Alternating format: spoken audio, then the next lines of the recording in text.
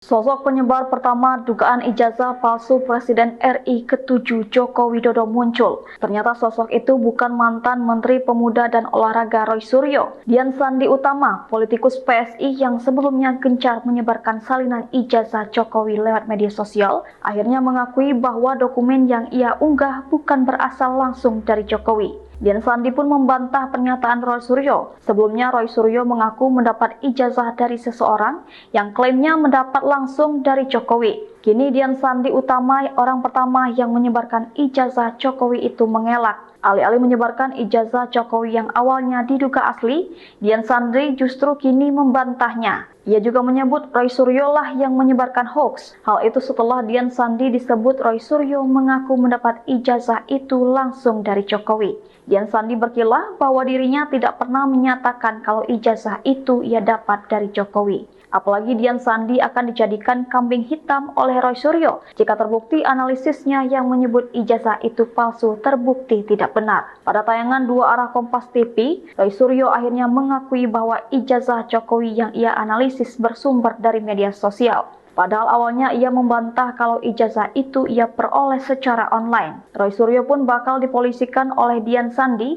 penyebar foto pertama ijazah Jokowi di media sosial. Dia memastikan tidak pernah sekalipun mengaku-ngaku mendapatkan foto ijazah itu dari Jokowi. Dian Sandi pun geram ke Roy Suryo dan akan melaporkannya ke polisi.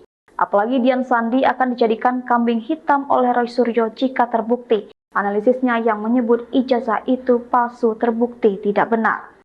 Download Tribun X sekarang, menghadirkan lokal menjadi Indonesia.